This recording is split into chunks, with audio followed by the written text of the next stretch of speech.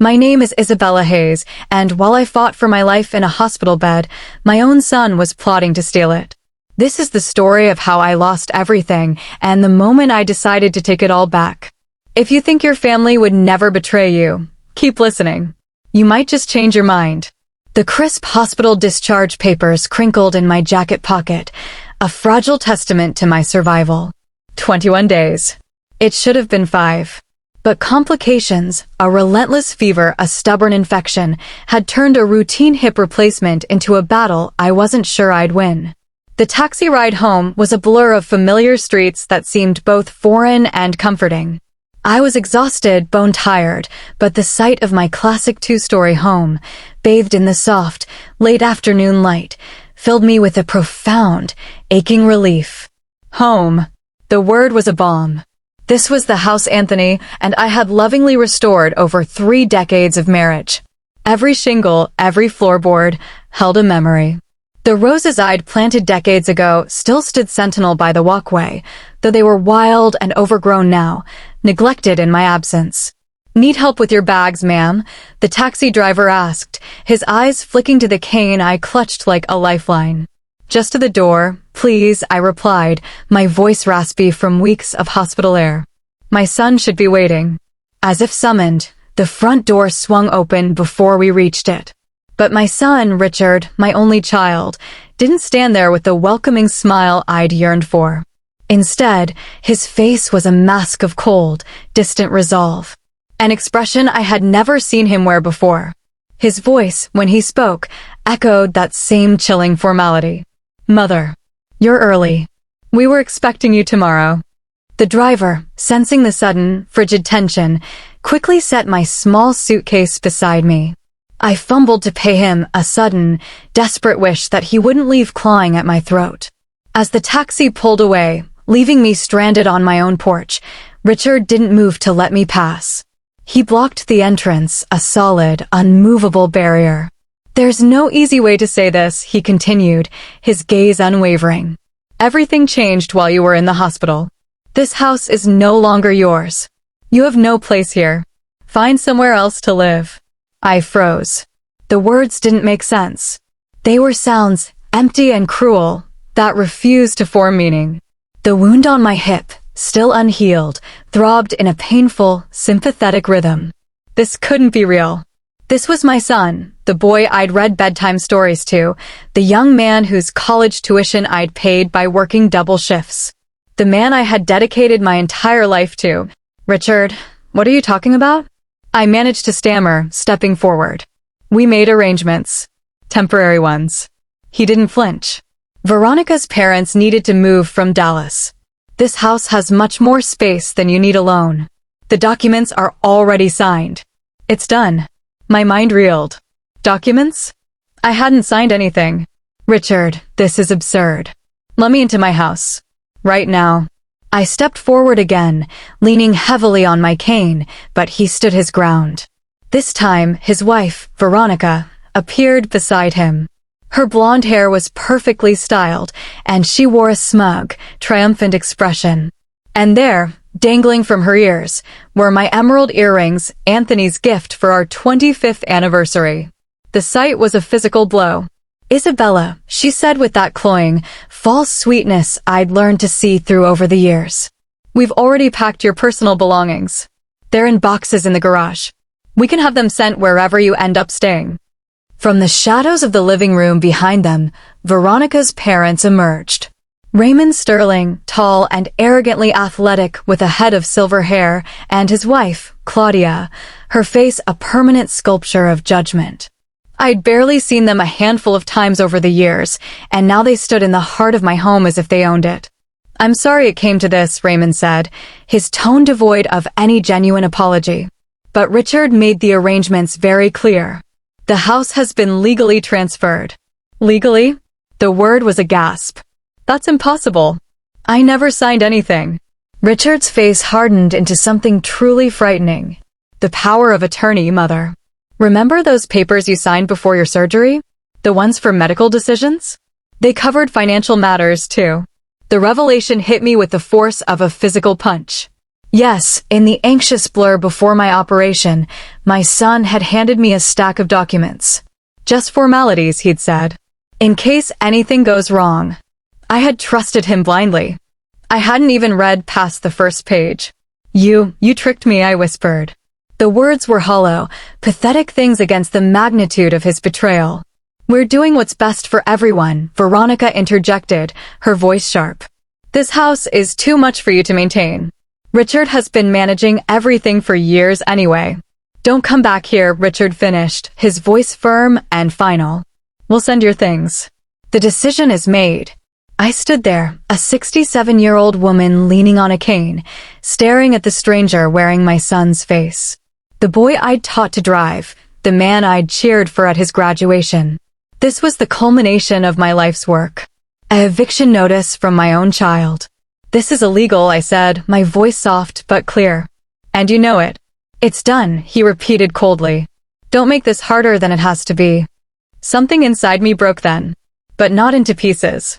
It shattered into something else, something cold, hard, and sharp. A clarity I hadn't felt since my years as a head of bank compliance. The tears, the pleas, they died before they were born. Enjoy it, then, I said, my voice unnaturally calm. Enjoy everything.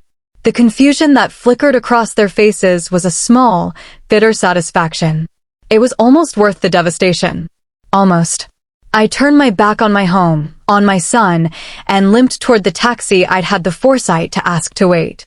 My hands trembled, but my purpose was now iron. I pulled out my phone. I didn't call the police. Not yet. That would come later, on my terms. Instead, I sent a single, prearranged message to the one person I knew I could still trust. Plan B. The impersonal hotel room in downtown Phoenix was a temporary sanctuary, a place to gather my shattered wits and my crumbling strength. My hands still shook as I sat on the edge of the bed, the ghastly scene at my house playing on a loop behind my eyes. A soft knock announced her arrival. Gloria Evans, my friend of 40 years, stood there, impeccable in a tailored suit, her silver hair in a severe bun. Her face, however, was a thundercloud of pure, undiluted fury. Those miserable, thieving vultures, she hissed, pulling me into a careful, fierce hug. Isabella, are you all right? Physically? Emotionally? I attempted a smile. It felt like a crack in porcelain. I'm standing. That's something. The rest. I gestured weakly at the room. I keep thinking I'll wake up, and this will all be a nightmare from the fever.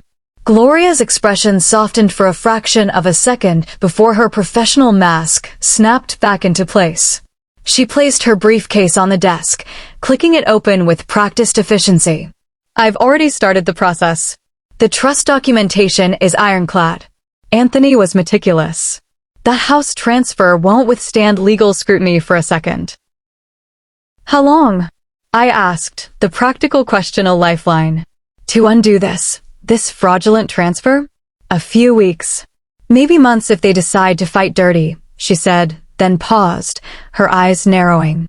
But Isabella, there's something else. Something I found while I was reviewing your accounts. My stomach clenched into a cold knot. What is it? Unusual withdrawals. Large ones. From your investment accounts during your hospitalization. She handed me a printed statement. My banking instincts, honed over decades, kicked in immediately. I scanned the columns. 5 transfers, totaling over $220,000. All to accounts I didn't recognize. All authorized with digital signatures that purported to be mine. While I was in the ICU, I whispered, the horror sinking its claws deeper. They didn't just take my house. They've been draining my life savings. There's more. Gloria continued, her voice grave. My legal assistant did some preliminary digging on the Sterlings. Their real estate consulting business in Dallas has a trail of complaints that were mysteriously dropped before formal investigations. And Veronica's LinkedIn profile shows she worked at 3 different mortgage companies that all ended up shuttered due to regulatory violations. The pieces clicked together with a chilling final snap. They're running a mortgage fraud operation. Gloria nodded. And I believe they've been planning this for months. Your hospitalization gave them the perfect opportunity to accelerate their timeline. My mind raced, connecting the dots from the past year. Veronica's sudden, intense interest in my finances. Richard's casual questions about my bank contacts, my portfolio. This wasn't a crime of opportunity. It was a carefully laid siege, and I had been the last one to see the enemy at the gates. Richard, I said, his name a bitter taste. Do you think he knows what they really are? Gloria's silence was answer enough. I taught him better than that, I murmured. The words meant only for myself. His father taught him better, Gloria replied, her tone softer now. But people change, Isabella. Especially when money is involved. The question now is, what do you want to do about it? I closed my eyes, feeling the weight of my years, my career, my love for my family. When I opened them, I saw my reflection in the dark hotel window, a woman who had been pushed to the absolute edge. Everything, I answered, my voice cold and steady. I want to do everything possible to take back what's mine and make them face the consequences. All of them. Even Richard. Gloria's eyebrow arched a millimeter. It was the only sign of her surprise. No maternal protection clause, I stated. He made his choice. If he's involved in something illegal, he deserves what's coming to him. She gave a sharp, satisfied nod. Good. Then we need to be smart. Strategic. I have contacts in the FBI's Financial Crimes Unit who would be very interested in what we've uncovered. I have contacts, too, I replied, my mind already whirring. But I don't want to move too quickly. They think I'm defeated. A helpless old woman who will fade away quietly. That perception is our advantage. What are you thinking? Gloria asked, a familiar, predatory gleam in her eyes. I reached into my bag and pulled out a small, black notebook, my constant companion during my banking years. First, we document everything. Every withdrawal, every forged signature, every lie they've told. Then, we follow the money. If they're setting up a larger fraud, there will be patterns. Gloria smiled. It was a sharp, dangerous expression. And then, I said, feeling a cold determination solidify in my core, we spring the trap when they least expect it. They wanted a war? They're about to find out they picked a fight with the wrong grandmother. Before we continue unraveling this web of betrayal, if you're invested in seeing how a mother fights back against her own family, make sure you're following this story. The twists are just beginning, and you won't want to miss what happens next. The hotel room became our war room. For 3 days, Gloria and I worked with a quiet, furious intensity. We had moved to a more secure extended stay suite, paying in cash to leave no digital footprint. My physical strength was a slow tide returning, but the emotional wounds felt fresh and raw with every new discovery. You need to see this, Gloria said, her voice tight as she slid her laptop across the desk. On the screen were property records from my very own neighborhood. I squinted, my banking-trained eyes scanning the data. Then I saw it. The Miller family, 2 doors down from my home, had sold their house 3 months ago. The buyer was listed as Sterling Investment Properties, LLC. My blood ran cold. That can't be a coincidence. It gets better, Gloria said, her fingers flying across the keyboard to pull up another document. The Hendersons, across the street, sold to the same LLC last month. And the retired couple on the corner have their house under contract with them right now. The air left my lungs. They're buying up the whole block. But why? Gloria mused, before answering her own question by opening a zoning request filed with the city. This was submitted 2 weeks ago, while you were still in the hospital. They've petitioned to change the zoning for our entire block from single-family residential to mixed-use commercial. The final, horrifying piece of the puzzle clicked into place. Our neighborhood was on the cusp of downtown Phoenix's rapid expansion. With commercial zoning, the property values would skyrocket. They're using my house as their command center, I whispered, the sheer audacity of it taking my breath away. They needed a base of operations in the neighborhood while they quietly bought up the surrounding homes. And as soon as they control enough of the block, Gloria finished, they can push the zoning change through and sell the entire package for a massive profit. We're talking $15, maybe $20 million. My professional mind immediately calculated the capital required for such an initial land grab. They'd need enormous upfront capital to start buying. Where are they getting it? Gloria's expression was grim. That's where it gets truly ugly. My investigator friend dug deeper into the Sterling's history in Dallas. Their pattern is to target vulnerable homeowners, seniors, people in financial distress, and use predatory loan schemes to seize their properties. Mortgage fraud, I said, the term tasting familiar and foul from my banking days. Exactly. They offer refinancing deals that are too good to be true, manipulate appraisals, structure the loans to inevitably fail. When the owners can't pay, Sterling Investment Properties swoops in and buys the property for pennies on the dollar. I thought of my neighbors. The Millers, who had been at Anthony's funeral. The Hendersons, who brought me casseroles when I was first widowed. Elderly, kind people on fixed incomes, living in homes they'd owned for 40 years. Perfect victims. And my accounts, the money they were siphoning, was the seed capital Gloria confirmed. They needed the initial funds for the first few purchases and to cover expenses until their big payday. Your investment portfolio was the closest, most convenient bank. The calculated cruelty of it was a physical weight on my chest. It wasn't just about me anymore. It was about my entire community, the life Anthony and I had built. They were planning to destroy it all for a profit. And Richard? The question was a constant, painful throb in my mind. How deep was he in this filth? Gloria hesitated, a telltale sign I knew well. There's a security video from Dallas First National Bank, dated 3 weeks ago. The footage was grainy but clear. Richard and Veronica walking into the bank together, meeting with a loan officer. The timestamp showed it was 2 days after my surgery, while I was drifting in and out of consciousness in the ICU.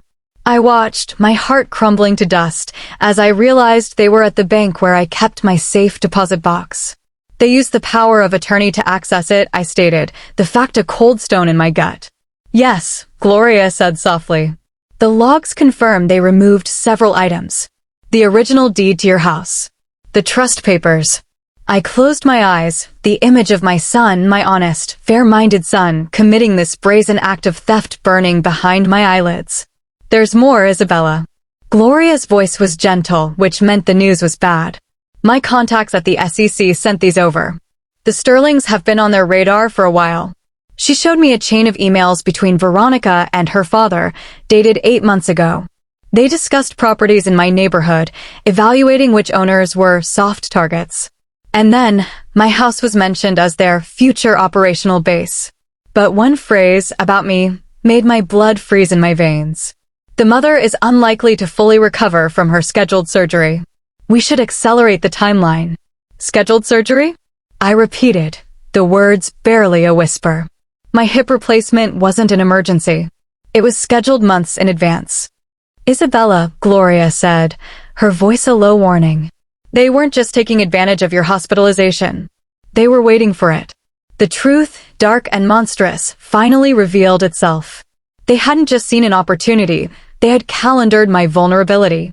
My own son had known the date I would be at my most defenseless. Enough, I said, my voice shaking with a fury so pure it felt clean. I don't care what he knew or didn't know. He knew enough. He knew they wanted to steal my house and my money. He knew they were planning something for while I was down. That's all the proof I need. I stood up, ignoring the protest from my healing hip, and walked to the window. The Phoenix skyline glittered, indifferent. What do you want to do? Gloria asked. I want justice, I said, the words simple and absolute. For me. For every person they've cheated or planned to cheat. And I want my home back. Gloria nodded. Then we play this smart. They think they've already won. That gives us the element of surprise. Good, I replied, a plan crystallizing in my mind with cold, sharp clarity. Because it's time to stop planning and start acting. The quiet, helpless mother they evicted is gone. What they're about to meet is the woman who used to break financial criminals for a living. This story is a testament to why you should always have your affairs in order. If this narrative has you on the edge of your seat, show some support by leaving a comment with the word justice below. It truly helps this story reach others who might need to hear it. The following week was a masterclass in controlled aggression. We took our evidence to the FBI. Special Agents Rips and Callahan from the Financial Crimes Unit listened with growing interest. They had been building a case against the Sterlings for months, but lacked an insider's perspective. We struck a deal. They would hold off on immediate arrests to let us gather more damning evidence, and in return, I would get priority in reclaiming my assets. The plan was set. We would orchestrate a confrontation. Your timing has to be perfect, Gloria reminded me, watching me apply makeup in the hotel bathroom mirror. I was using techniques I hadn't touched in years, contouring and highlighting to project strength, not conceal age. Your hip is still healing. I spent 21 days in a hospital bed feeling powerless, I replied, applying a bold red lipstick with a steady hand. I'm done with powerless. The intelligence was solid. Veronica had her weekly salon appointment. Raymond and Claudia were at a real estate showing across town. Richard, according to the calendar still synced to my phone, a small oversight on their part, wouldn't be home from work until 5. The house would be occupied only by Raymond and his business partner for the next 2 hours. The agents are in position, Gloria confirmed, checking her watch. They'll only move when you give the signal. Remember, I recited, we need documented proof they're using my identity and my financial information. Bank access, forged signatures, an explicit admission. Without it, they can claim I gave them everything willingly. I took a deep breath. My reflection showed a sophisticated, older woman in an elegant gray pantsuit, a banking professional, not a victim. Let's go. The taxi dropped me 2 blocks away. I walked slowly, using the cane more for appearance than support. The neighborhood looked the same, but it felt alien now, tainted. I didn't go to the front door. I circled to the side entrance, the one leading into the kitchen, the door I'd been in too much of a hurry to lock on my way to the hospital all those weeks ago. The key, hidden under a false rock for decades, was still there. The lock turned with a quiet, familiar click. I slipped inside, the silence of the house feeling oppressive. Then I heard them. Voices coming from my study. I crept to the door, which was slightly ajar. The Miller closing is set for Friday, a man's voice said. Raymond Sterling's. Once that's done, we control 40% of the block. And the Henderson property, another, unfamiliar voice asked. Already in the bag. We used Mrs. Hayes's banking credentials to secure the financing. Clean as a whistle. My hand tightened on my cane. They were using my name, my financial reputation, to fuel their destruction. It was exactly what we needed. I activated the recording app on my phone, took one more steadying breath, and pushed the door open. The scene froze. Raymond, sitting behind Anthony's antique desk like a king on a stolen throne. His partner, a weaselly-looking man in his 30s, standing by the window. Both stared at me with utter, dumbfounded shock. Hello, Raymond, I said, my voice calm. Conducting business in my study, I see. Isabella, he recovered quickly, standing up. This is unexpected. How did you get in? Through the door, I said, walking toward the filing cabinet as if I owned the place. Because I did. The same door to the house that still legally belongs to me. His partner looked nervously between us. Should I, come back later, Mr. Sterling? No need, I said, cutting Raymond off. I'm just here to collect some personal papers I need. This property is no longer yours, Raymond said, his voice hardening. Richard made that very clear. Yes, he was, I agreed, pulling a specific folder from the cabinet. Very clear about his intentions. Just as clear as you are about using my banking credentials for your financing operations. The Henderson property, wasn't it? Using my data to secure the funds. I just heard you discussing it. The partner began edging toward the door. Mr. Sterling, I really think I should. Isabella is confused, Raymond said brusquely, his eyes locked on me. Her recent hospitalization, it affected her mental capacity, didn't it, Isabella? I smiled, a cold, thin expression. My mind has never been clearer. Clear enough to understand the scam you, Claudia, and Veronica are running. Clear enough to wonder if my son realizes the prison time that comes with facilitating fraud. Raymond's mask of civility dissolved, revealing the predator beneath. You have no proof of anything. And even if you did, no one would believe you over your own son. Now get out before I call the police and have you arrested for trespassing. I nodded slowly, as if considering his words. You're right about one thing, Raymond. Proof is essential. I held up my phone, the recording app clearly visible. That's why I made sure to get some. His eyes widened with pure, unadulterated fury. You bitch. Give me that phone. I don't think so. I backed toward the door, my heart hammering against my ribs. I have what I came for. Enjoy the house while you still can. As I turned, he lunged. His hand clamped around my arm with bruising force, the pain shooting straight to my still healing hip. You're not leaving with that recording. I hadn't anticipated a physical confrontation. Let go of me. I demanded, my voice rising. Give me the phone first, he snarled, trying to wrench it from my hand. At that moment, the front door burst open with a splintering crash. FBI. Hands where we can see them. Agents Rips and Callahan stormed in, weapons drawn. Raymond froze, his grip loosening just enough for me to pull away. He slowly raised his hands, his face a contorted mask of rage and shock. Isabella Hayes, Agent Rips said, moving to my side. Are you all right? Yes, I replied, leaning against the doorframe, my legs trembling not from fear, but from adrenaline. And I believe I have something you'll find very interesting. Taking back control is a step-by-step process. If you're enjoying this journey of reclaiming power, don't forget to subscribe for the next part. The confrontation with Richard is coming, and you won't believe what he says.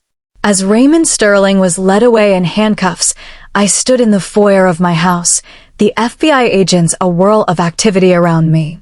The trap had been sprung, and the first domino had fallen. But as the adrenaline faded, a cold dread took its place. The easy part was over. The real battle, the one with my son, was just beginning. He would soon find out that his mother wasn't just fighting back, she was winning. And I had to be ready for whatever came next. The confrontation you've been waiting for is here. Before we get to the shocking family showdown, if you're invested in this real-life drama of betrayal and justice, hit that subscribe button. What happens next between a mother and her son will change everything. The FBI office was a study in sterile beige. I sat in a cold interview room, my hip throbbing a steady rhythm of pain despite the extra-strength medication Agent Rips had offered. The confrontation with Raymond had taken more out of me than I wanted to admit. Mrs. Hayes, Agent Callahan said, closing his notebook. Your recording was decisive. Combined with the financial documentation, we have enough for search warrants for all Sterling properties and records. And my house? I asked, the question that had become my mantra. My accounts. A judge has already signed an emergency order freezing all transactions related to your property, he assured me. No one can sell or transfer it until legal ownership is determined. The relief was so profound it felt like a physical unclenching in my chest. But it was short-lived. What happens now? I asked. We execute search warrants at the residence tonight, Agent Rips explained. Mrs. Sterling Hayes will be brought in for questioning. As for your son. She hesitated, her professional demeanor softening slightly. Based on your statements, we'll need to determine his level of involvement. The door opened and Gloria entered, her face grim but satisfied. The first court orders are through. They're moving on the Sterling's Dallas offices simultaneously. Mrs. Hayes, Callahan said, choosing his words carefully. We understand this is deeply personal. If you'd prefer not to be present when we execute the warrant at your house. I'll be there, I interrupted, my voice firm. It's my home. I need to see this through. Hours later, I was in the back of an unmarked car parked across the street from my home. The evening was settling in, painting the familiar lawns and porches in shades of purple and orange. Veronica's car was in the driveway. She was home, blissfully unaware that her father was in a federal holding cell. Team in position, Rips murmured into her comms, listening to updates. 2 subjects confirmed inside. The daughter arrived home earlier than expected. My heart seized. The daughter was Veronica. But 2 subjects? Richard wasn't supposed to be home yet, I whispered to Gloria, who sat beside me, a solid, reassuring presence. I had hoped to spare him this public spectacle, to have him approached separately at his office. Are you sure you want to do this? Gloria asked, covering my hand with hers. Before I could answer, a convoy of vehicles turned onto our quiet street. 3 sedans and a tactical van. They rolled to a stop in front of my house, and agents swarmed out with practiced efficiency. FBI, we have a warrant. The amplified voice shattered the neighborhood's peace. I saw the front door open a moment later. Veronica stood there, her face a perfect canvas of confusion shifting to sheer panic. And then, Richard appeared behind her, placing a protective arm around his wife. It's time, Rip said, opening her door. Please stay behind us. As we crossed the street, curtains twitched in neighboring houses. Faces peered out, a mix of concern and morbid curiosity. Veronica was the first to see me approaching behind the wall of agents. Her carefully constructed composure shattered into pure, venomous hatred. You, she spat, her voice shrill. You did this. Richard's eyes found mine. The confusion in them morphed into dawning horror as he processed that I wasn't a fellow target of this raid, but a part of it. Mom? His voice cracked. What's going on? Your mother has provided evidence of a large-scale financial fraud operation conducted by the Sterling family, Agent Callahan stated formally. We have a warrant to search these premises and seize all relevant documents and electronic devices. Fraud, Richard repeated, looking genuinely bewildered. What fraud? This is insane. Is it? I said, stepping forward, my cane tapping a definitive rhythm on the pavement. Raymond was very clear this morning about using my banking credentials to secure fraudulent financing. In my study. In my house. Veronica's face went bone white. You were here? How? The side door, I replied simply. There are some things about this house you never bothered to learn, Veronica. Like the fact it's held in a trust created by my late husband, which cannot be transferred without the signature of all trustees. Including Gloria, who I can assure you, never signed a thing. Richard looked from me to his wife, his desperation growing. Mom, there's been a misunderstanding. We were trying to help you. By stealing my house? I cut him off, my voice cold and steady. By draining my accounts? By setting your in-laws up in a property flipping scheme and using my financial reputation to do it? That's not help, Richard. That's felony fraud. Mrs. Sterling Hayes, you need to come with us for questioning, Rips interjected, gesturing toward a vehicle. Veronica's panic solidified into a cold, calculated calm. I want my lawyer. I'm not saying a word without representation. Of course, Callahan said, before turning to Richard. Mr. Thompson, we'll need you to come down to the field office for questioning as well. I don't understand, Richard said, his voice hollow. Mom, what have you done? The question, so backward, so revealing of his inability to see his own culpability, felt like a slap. What have I done? I repeated, staring at him. I've protected myself and countless others from people who think they can take whatever they want without consequence. I taught you better than this, Richard. Your father taught you better.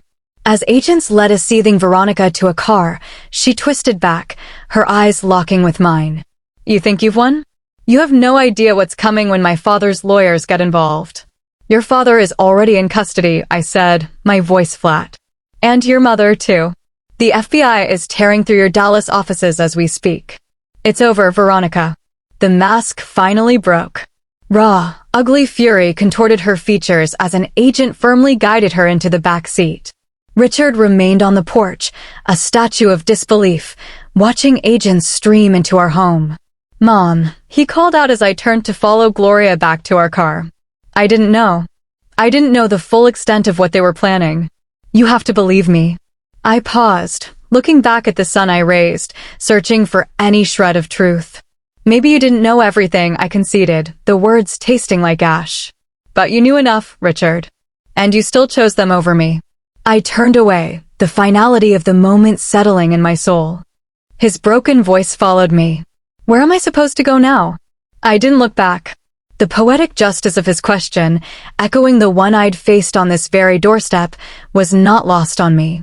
But unlike my son, I found no satisfaction in his anguish. Only a deep, abiding sadness for the chasm that now lay between us, a chasm he had dug with his own hands. This moment was years in the making. If this scene has you feeling all the emotions, let me know in the comments. Hearing your support gives me the strength to share these difficult memories. The safe apartment the FBI provided was a blank slate, a place without memories or ghosts.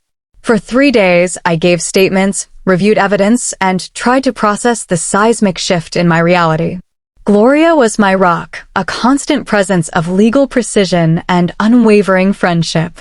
You should eat something, Isabella. She pushed a container of soup across the makeshift desk. Your body is still recovering. I'm not hungry, I replied, staring at a new stack of documents. You haven't been hungry for days. You need your strength. I sighed, knowing she was right. I opened the container and took a spoonful of the bland broth. Good, she said. Now, we need to discuss tomorrow's meeting. The meeting. Richard, through his newly appointed public defender, had requested to see me. He claimed he was in the dark, a pawn in the Sterling's game. He says he wants to cooperate fully, Gloria relayed in a neutral tone. He's offered to testify against Veronica and her parents in exchange for consideration in his own case. He's selling them out, I murmured. The Richard the First knew had been fiercely loyal. This new version was a stranger. Survival instinct, Gloria said. The evidence against the Sterlings is overwhelming. He's making the most convenient legal choice. And what does he want from me? I asked, though I already knew. Officially? Nothing. The meeting is for him to give you his version of events. Unofficially. I believe he hopes you'll advocate for him with the prosecutors. A mother's plea for leniency. The thought made me nauseous. You don't have to go, Gloria reminded me softly. I know, I said. But I need answers, Gloria. I need to look him in the eye and understand how my son became someone capable of this.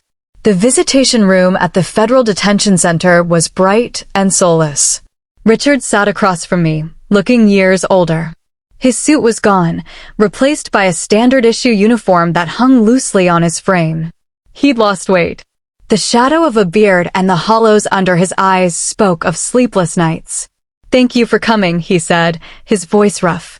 I'm here, I replied, my hands clasped tightly on the table between us. You wanted to talk. He nodded, dropping his gaze to his own hands. They told me about the nurse. What Veronica and her parents planned for you. The medical stuff. I said nothing. I just waited. I swear, Mom, I didn't know. I knew they wanted the house, your money. That was bad enough, unforgivable. But I never imagined they would.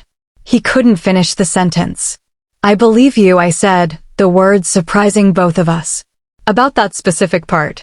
I've seen enough evidence to think you weren't aware of the plans to physically harm me. But you did know about the theft. You participated in it willingly. He flinched, but didn't deny it. Yes. Why, Richard? The question finally broke free. What happened to the boy we raised? He was silent for a long time, gathering his courage. The easy answer is that I was weak.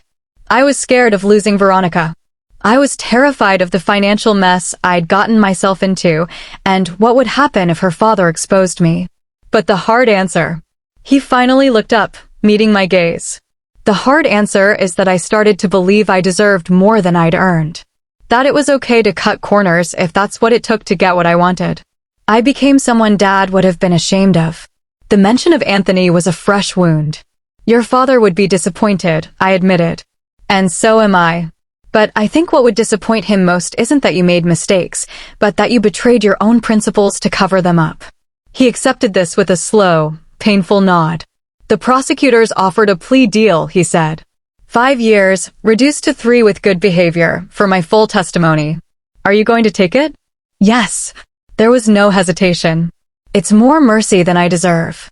We sat in the heavy silence, the weight of his future years in a cage, hanging between us.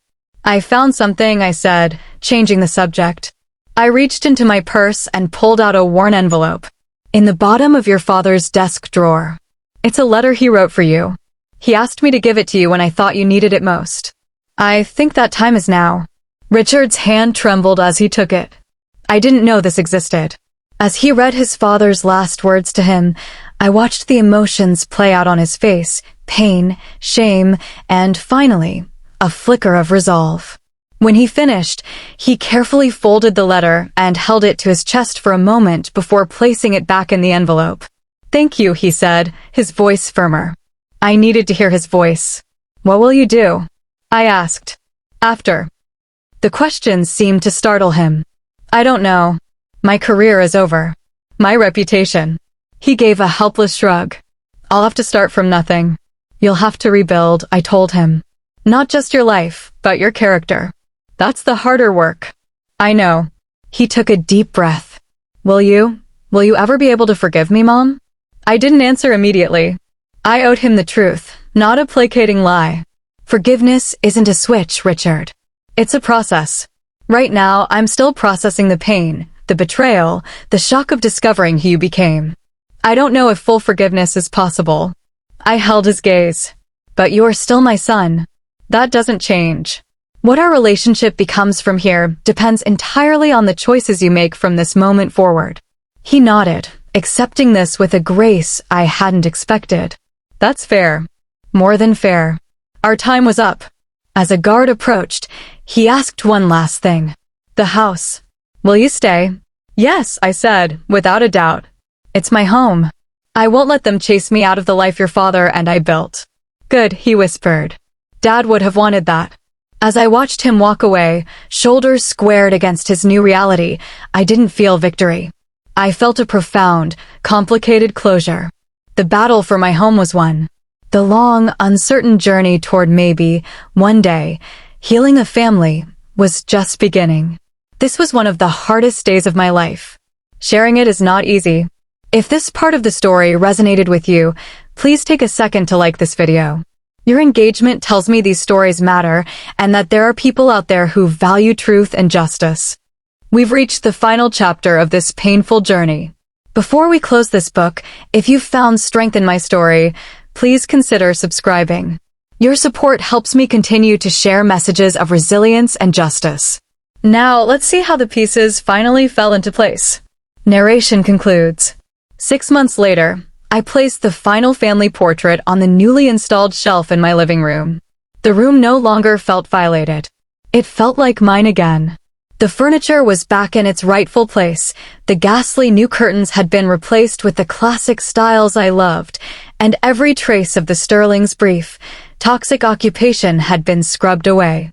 That's the last one, Gloria announced, stepping back to admire the restored space.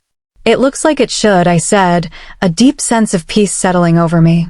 Better than should, Gloria countered, pointing to the discreet security panel by the door. It's safer now than it's ever been. She was right. The betrayal had forced a fortification. Reinforced locks, a comprehensive security system, and ironclad financial protocols now protected the life I had reclaimed. The fragility they had exploited was gone. The roses are blooming again, too, I added, looking out the window at my garden, where vibrant spring shoots pushed defiantly through the soil. Tending to those neglected beds had been my therapy, a daily reconnection to the earth and to the life Anthony and I had planted together. Gloria smiled, catching the metaphor. If they can come back with proper care and time, then anything is possible.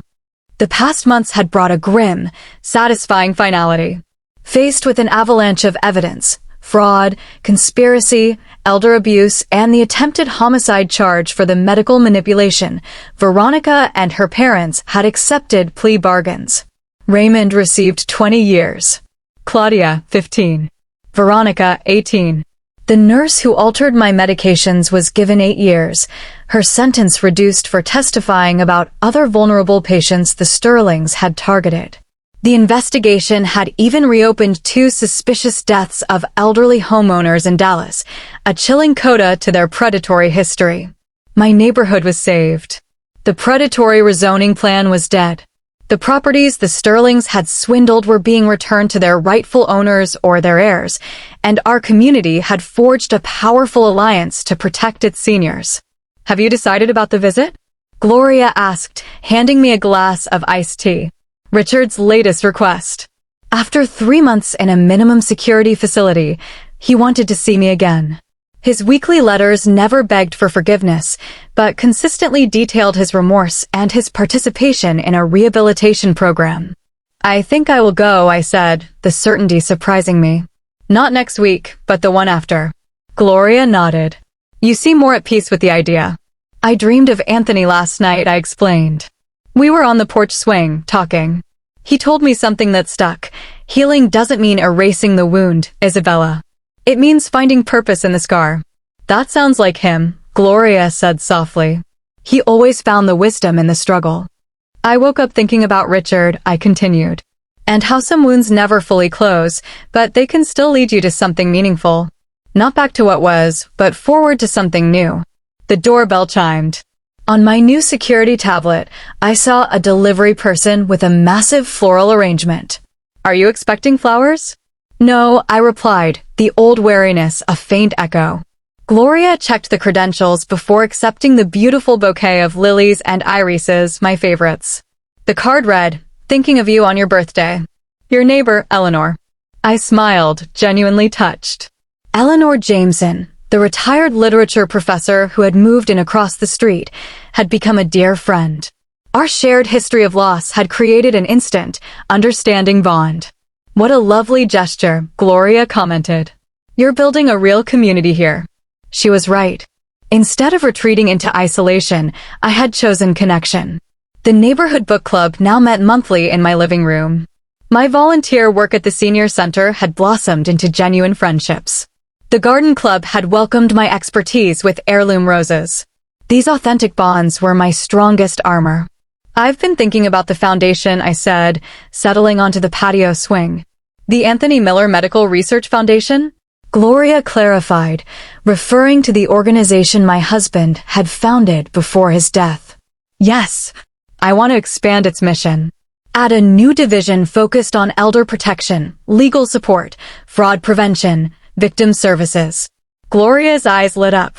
Using your experience to protect others. That's a magnificent idea. The Sterlings had dozens of victims before me, I said. Most didn't have my resources or knowledge. I want to change that for others. Anthony would be so proud. I think so, too, I replied, looking out at my neighborhood, my sanctuary, now reclaimed. As evening fell, I sat at Anthony's desk, now correctly positioned before the garden window, and began outlining the structure for the foundation's new division. A sense of profound rightness settled over me. The Sterlings had targeted me because they saw a vulnerable, elderly widow. This foundation would transform that pain into a shield for others. My phone rang. It was Eleanor, calling to confirm the flowers had arrived and to invite me to a chamber music concert. As we spoke, I realized how much had changed. The betrayal had broken something fundamental, my trust in family in the safety of my own home. But from that rupture, new strength had emerged, deeper connections, a fiercer purpose, a different kind of wholeness. Finding purpose in the scar, I thought, hanging up the phone. The road ahead still held challenges. Board meetings for the foundation, the continued, complex process of rebuilding a relationship with a son in prison, the constant tending of a garden once left for dead. But for the first time since I woke up in that hospital to a world turned upside down, I faced the future not with grim determination, but with hope. The wicked had been punished. The community had been saved. A home had been restored. And a mother, though forever scarred, had found a reason to look forward, transforming her deepest pain into a legacy of protection. This concludes my story. It was a painful chapter, but it taught me that even the deepest betrayals cannot break us unless we let them. If this journey has meant something to you, please leave a comment below. Your words have been a light in the darkness. Thank you for being a part of my healing.